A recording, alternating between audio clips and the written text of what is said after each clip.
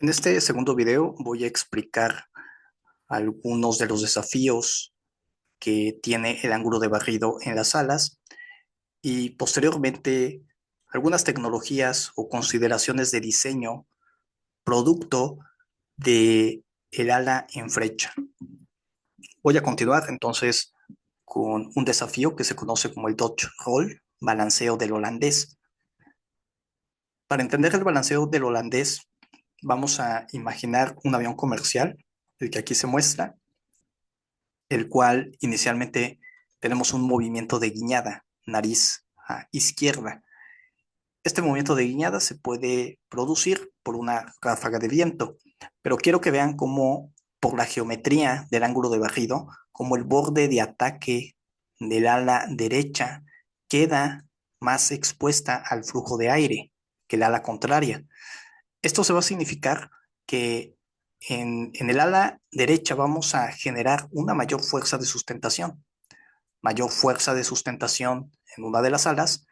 Inicialmente, entonces, vamos a tener un movimiento de aladeo. Ala arriba y el ala contraria abajo.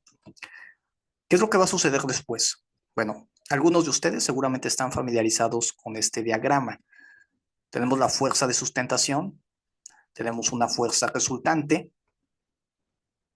pero toda fuerza de sustentación inherentemente, por esta fuerza resultante, el vector horizontal nos va a generar una fuerza de arrastre. Este es el arrastre que se conoce como el arrastre inducido. El arrastre inducido básicamente es inevitable por la misma fuerza de sustentación, es este vector, esta proyección. Entonces, si en el ala derecha tenemos una mayor fuerza resultante por la mayor sustentación, significa que también vamos a tener una mayor fuerza de arrastre. Y quiero que vean cómo el flujo también, en esta condición de guiñada, el flujo va a llegar al estabilizador vertical a toda la superficie. Estos dos efectos combinados lo que van a ocasionar es un movimiento de guiñada, pero contrario. Si inicialmente la nariz apuntaba a la izquierda, ahora va a apuntar a la derecha. Y una vez que la nariz apunta a la derecha, vean cómo el ala izquierda es la que ahora va a generar una mayor fuerza de sustentación y vamos a regresar al movimiento de alabeo. Esto es el Dodge Roll, un movimiento acoplado de guiñada con alabeo. Puede durar algunos segundos y en aviones comerciales no es una sensación nada agradable para los pasajeros. Una manera de reducir los efectos del Dodge Roll es incorporar amortiguadores de guiñada en el estabilizador vertical. Estos amortiguadores, su objetivo es disipar la energía inicial desde la guiñada y así eliminar o reducir tanto como sea posible el balanceo del holandés. Ahora, otro efecto adverso es lo que se conoce como acoplamiento de inercia. Y en sí, este acoplamiento o este modo en la dinámica del vuelo no está directamente relacionado con el ángulo de barrido, con el ala en flecha, pero sí está relacionado con la tendencia que tuvieron los aviones militares en un principio de alcanzar mayores velocidades. Es decir, se incorpora el ángulo de barrido y eso le permite a los aviones alcanzar mayores velocidades. Pero para alcanzar mayores velocidades se encontraron el problema de los efectos de compresibilidad. Mayores velocidades, sobre todo velocidades supersónicas, la geometría del avión o la superficie en contacto con las partículas aumentaba considerablemente la fuerza de arrastre. Aquí quiero hacer un paréntesis. Una cosa es esta fuerza de arrastre, que es el arrastre inducido. El arrastre inducido es producto de la misma fuerza de sustentación. Pero ahora, aquí el arrastre que yo me refiero a altas velocidades tiene que ver con la geometría, con el contacto de la superficie del avión con las partículas de aire. Ese es otro tipo de arrastre que es lo que se conoce arrastre de efectos de compresibilidad por la velocidad, altas velocidades. Por lo tanto, conforme los aviones alcanzaron mayores velocidades, se hicieron algunos cambios. El primer cambio tiene que ver con reducir la relación de aspecto de las alas. Una manera sencilla de entender la relación de aspecto es la envergadura, la distancia de punta a punta de las alas. Aquí tenemos un ejemplo de alta relación de aspecto, moderado y relación de aspecto baja. Entonces, si reduces la relación de aspecto, reduces el área frontal del flujo y se reducen los efectos de compresibilidad a velocidades supersónicas. Y por supuesto, tiene otra ventaja en los aviones militares, una relación de aspecto baja, es que puedes tener maniobras más ágiles de alabeo en un combate, por ejemplo. Otro cambio en la configuración, conforme se alcanzaron mayores velocidades y también para ayudar a reducir los efectos de compresibilidad, fue que la longitud del fuselaje fue aumentando. Entonces, cada vez esta longitud fue aumentando. Esto presenta dos ventajas. Primero, la más importante, repito, te reduce los efectos de compresibilidad al tratar de tener una forma aerodinámica muy parecida como a una superficie, un sólido de revolución. Y la segunda ventaja es de que tienes un mayor volumen interno para eh, eh, equipo, para instrumentos, etcétera. Estos dos efectos combinados de una menor relación de aspecto en las alas, esta distancia más pequeña, y la longitud del fuselaje cada vez en aumento, nos da como consecuencia el acoplamiento de inercia. De manera sencilla, el acoplamiento de inercia es un modo entre el cabeceo, es decir, nariz arriba, nariz abajo, y el alabeo, la rotación. Esto se da por la longitud considerable del fuselaje, hace muy inestable al avión longitudinalmente, y por esta distancia, me voy a regresar, de la envergadura en las alas, muy susceptible a esta rotación del alabeo. Entonces, nada deseable. Una manera de solucionarlo, o lo que se incorporó después, primero, diseñar cuidadosamente la distribución de masa del avión, de ahí su nombre, acoplamiento de inercia, por cómo está la inercia misma del avión. Otra solución fueron las computadoras de vuelo y otra solución práctica, en un principio, fue considerar el estabilizador horizontal en vez de eh, usar este diseño en la parte superior, ponerlo en la parte inferior, unido al fuselaje y por debajo de la cuerda del ala. Entonces, este cambio dio como resultado que muchos aviones militares tengan el estabilizador horizontal ligeramente por debajo de la cuerda del ala. Y además de que si toda esta superficie horizontal la haces móvil, técnicamente es lo que se conoce como stabilator. Con esta característica te da mayor autonomía, me voy a regresar, en cuanto a la inestabilidad longitudinal por el acoplamiento de inercia. Únicamente moviendo el estabilizador horizontal más abajo tienes más autonomía y mayor estabilidad. Pero repito, la solución es ya desde un principio es considerar la inercia, la masa longitudinal del avión, además de las computadoras de vuelo. Ahora sí pasamos a algunos desarrollos producto de la geometría de ala en flecha. Primero, si recordamos, si tenemos este tipo de ala totalmente recta, es adecuada para velocidades subsónicas, un Mach 0.3, 0.5 incluso. Para un Mach 0.6, 0.7, 0.9 necesitamos el ala en flecha con un ángulo de barrido. Pero si quieres mayores velocidades ya supersónicas, pues necesitas un mayor ángulo de barrido.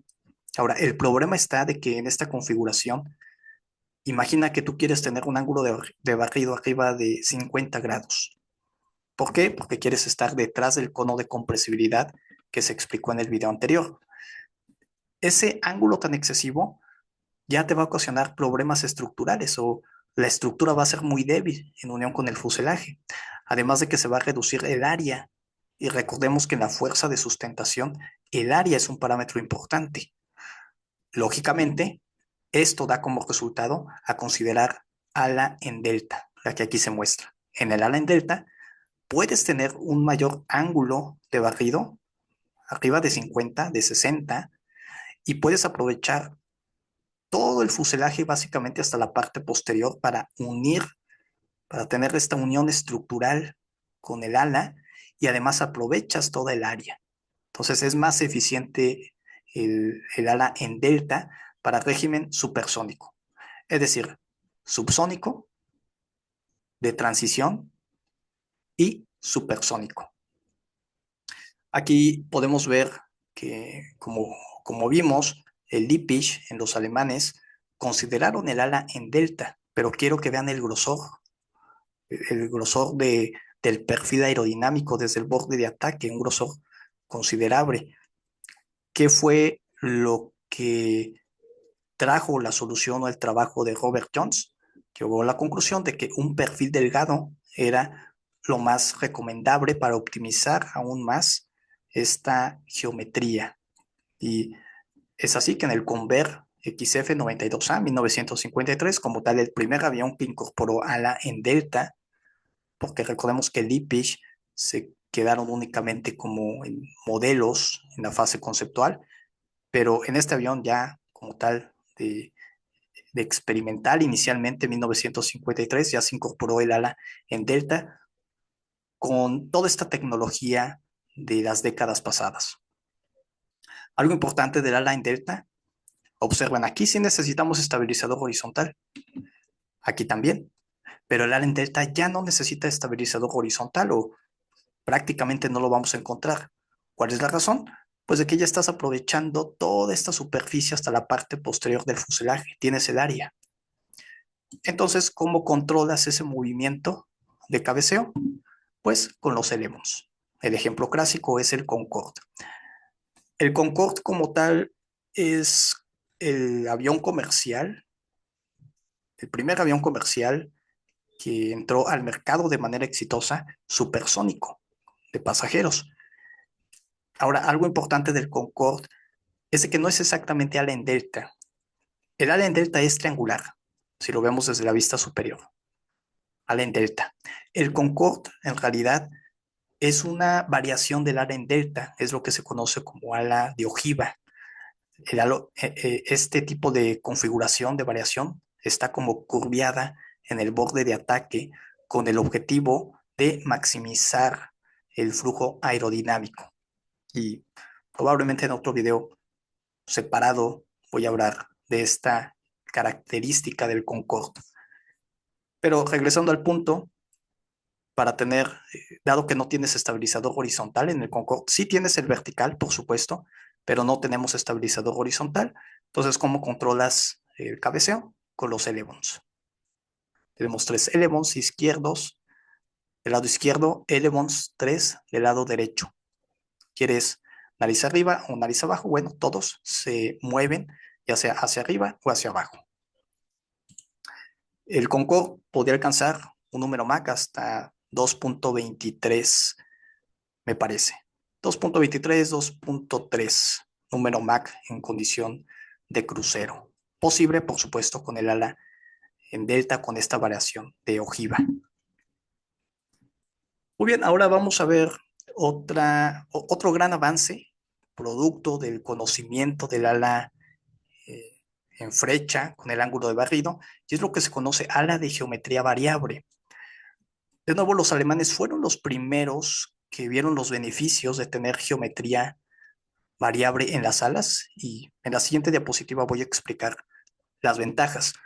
Pero aquí como background, los alemanes tenemos este prototipo que nunca se llegó a producción. Se hicieron algunas pruebas a escala en el Messerschmitt P1101. En este avión, la idea conceptual era de que en tierra se podían cambiar las alas, estas alas se podían quitar y se podían instalar otras alas, pero con un ángulo de barrido diferente, de tal manera que dependiendo de la misión o del objetivo, se pudiera optimizar el ala adecuada con su ángulo de barrido. Ahora, eh, décadas después, 1951, en estudios con la NASA, tenemos el Bell X-5, este avión experimental donde se logró incorporar las alas de geometría variable, pero en vuelo. Aquí ya no fue necesario o ya no se tuvo esa idea de que en tierra reemplazar las alas. No, aquí ya directamente en vuelo se puede cambiar el ángulo de barrido, como se aprecia en esta fotografía, hasta comenzando un ángulo de barrido de 0 hasta 60 grados. Ahora, muy importante, este mecanismo es extremadamente pesado y complejo y en general ha sido la tendencia a través de las décadas, por mucho que se ha querido optimizar, por mucho que se ha querido hacer más eficiente, sigue siendo pesado y complejo, ¿sí? Además de que al cambiar la geometría de las alas, pues también te va a mover dónde se localiza la fuerza de sustentación de las alas. Recordemos que en un avión tenemos el peso que actúa en el centro de gravedad y tienes la fuerza de sustentación. Entonces, esos dos vectores, para equilibrar el avión, haces uso del estabilizador horizontal o de los elevons, por ejemplo, en el ala en delta. Pero a lo que quiero llegar es de que si cambias la geometría de las alas, va a estar cambiando dónde está localizada la fuerza de sustentación y eso tiene algunos retos en cuanto al control longitudinal del avión. Pero ¿cuál es la razón? ¿Cuál es la ventaja de tener ala de geometría variable? Muy sencilla. Por ejemplo, si tienes un ángulo de barrido de 0, es decir, ala totalmente recta, vas a conseguir un mayor coeficiente de sustentación. Bien, entonces esta condición es deseable a bajas velocidades, porque la fuerza de sustentación, recordemos la ecuación, un medio de la densidad, velocidad al cuadrado, por el área, por el coeficiente de sustentación. Pero si tienes bajas velocidades, por ejemplo, al momento del aterrizaje, necesitas mantener cierta fuerza de sustentación. Si tienes baja velocidad, ¿qué puedes hacer para aumentar la fuerza de sustentación? Pues aumentar el coeficiente de sustentación. Claro, se pueden usar algunos dispositivos como los flaps, los slats para aumentar el coeficiente, pero una manera más eficiente pues es tener esta geometría a la totalmente recta. ¿Qué sucede ahora si cuando el avión ya está en condición de crucero? Tienes una mayor velocidad, ¿cierto? Si tienes una mayor velocidad o si quieres alcanzar mayores velocidades, ya sabemos, queremos un ángulo de barrido. Y además, si tienes una gran velocidad, pues ya no es necesario tener un coeficiente de sustentación tan elevado. Entonces lo podemos reducir. Y una característica de las alas que tienen un ángulo de barrido es de que tienen un coeficiente de sustentación máximo menor a que si estuviera el ala totalmente recta. Podrán preguntarse, ¿y esto a qué se debe? Bueno, esto es parte de un tema totalmente eh, que lo voy a dejar para otro video, si no sería muy extenso esto, pero está relacionado con la relación de aspecto de las alas y también con un fenómeno que se conoce como el downwash. Por ahora, con que se queden con este concepto de que el ala en recta te genera un CL máximo mayor comparado con un ángulo de barrido, es más que suficiente para entender las ventajas de la geometría variable. ¿Quieres esta configuración a bajas velocidades y luego a mayores velocidades esta configuración? Tenemos el F-111 que incorporó esta tecnología, un programa muy costoso y en realidad la versión F-111F General Dynamics fue la más exitosa. Básicamente fue una década de desarrollo debido a que constantemente se cambiaban las especificaciones, los requerimientos de parte del gobierno de los Estados Unidos y este programa incorporó tecnologías novedosas, por ejemplo, motores con postcombustión, radares, cambios de sección en el fuselaje y, por supuesto, las alas, el mecanismo variable, complejo y pesado, como les comentaba. Pero a partir de este programa fue que se desarrolló de manera exitosa el F-14 Tomcat, muy famoso, 1970, el B-1 Lancer, 1980. Estos aviones, éxitos verdaderos, incorporaron la geometría variable. Aquí podemos ver el sistema, se alcanza a apreciar en ambos. De nuevo, a bajas velocidades, el ala totalmente recta, pero a mayores velocidades comenzamos a tener un ángulo de barrido. Ahora, como les comentaba, y comenzó con los aviones militares, pero algo que muchos desconocen es de que también se intentó llevar este diseño a un avión comercial para competir con el Concorde. Y estos aviones supersónicos de pasajeros es lo que se conoce como SST, Supersonic Transport, aviones comerciales supersónicos. El Concorde fue el primero de manera exitosa, pero paralelamente en los Estados Unidos, el gobierno en trabajo con la NASA, llegaron a la conclusión de que era factible también por su cuenta diseñar y manufacturar un avión que compitiera con el Concorde.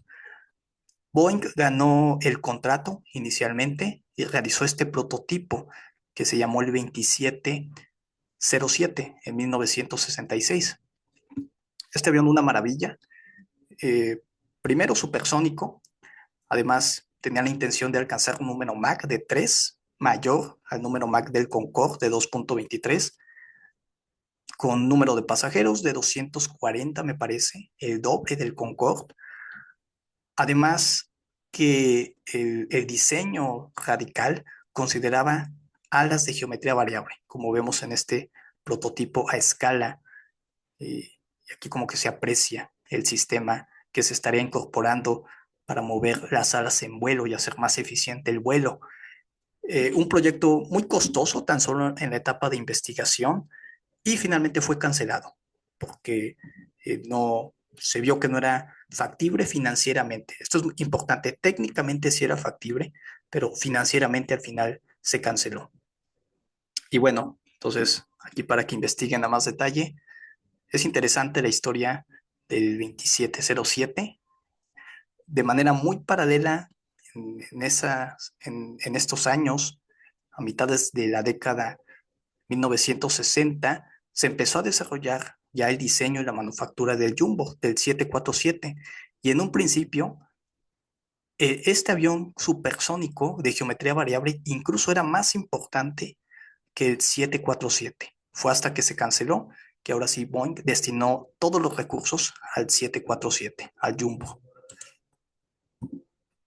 Entonces, si este sistema es complejo por el mecanismo, hay una alternativa, y esta alternativa fue propuesta por Robert Jones. Ya en 1979, trabajando ya para la NASA, nunca tuvo el título de ingeniero, pero no, en realidad no lo necesitaba, creo que ya va quedando claro.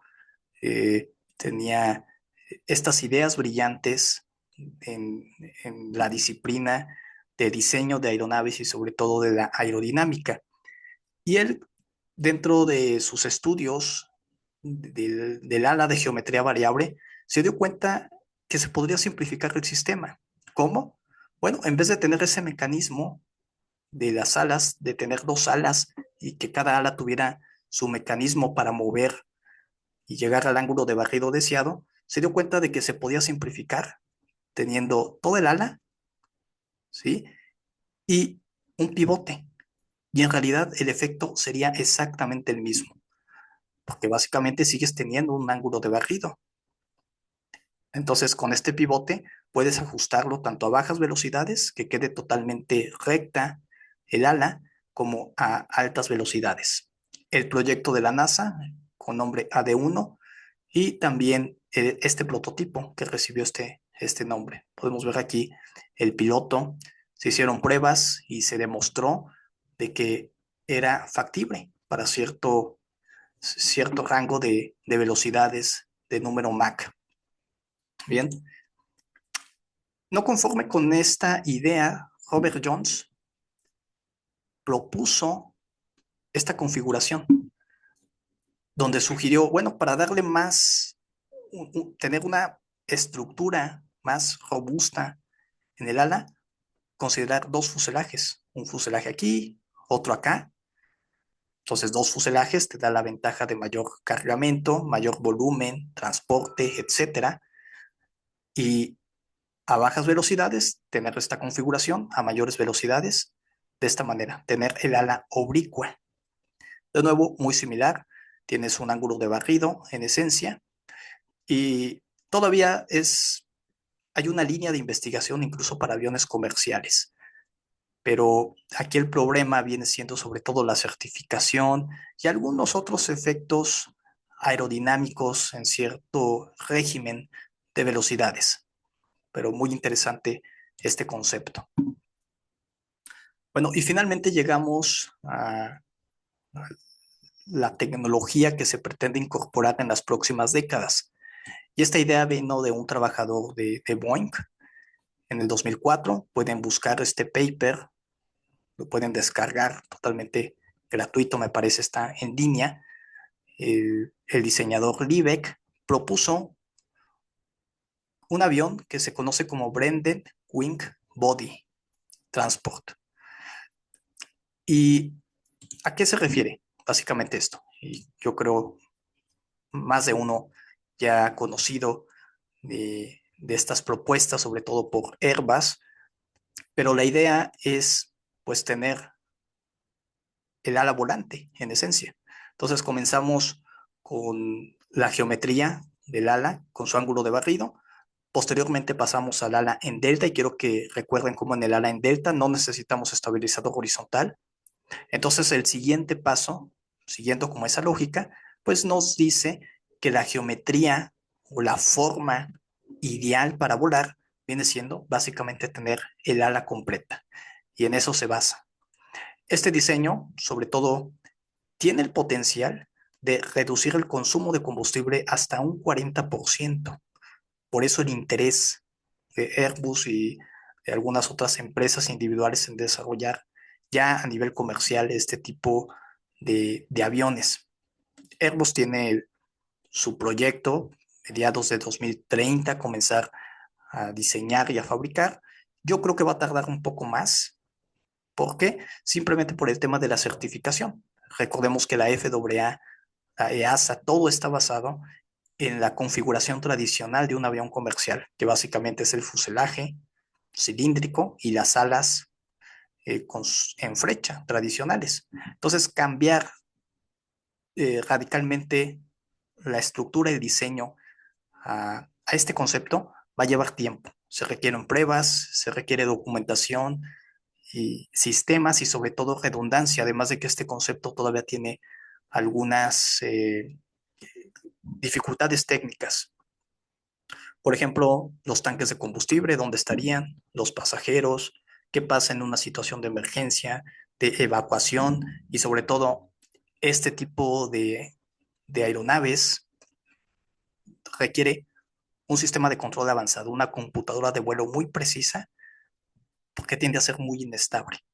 Pero bueno, yo creo en otro video estaré platicando de este concepto más detalle, distribución de las cargas de presión, la fuerza de sustentación, la distribución, los motores y el control en general. Bien, pero entonces hasta aquí dejo este video y en el siguiente voy a continuar con otro tema del libro.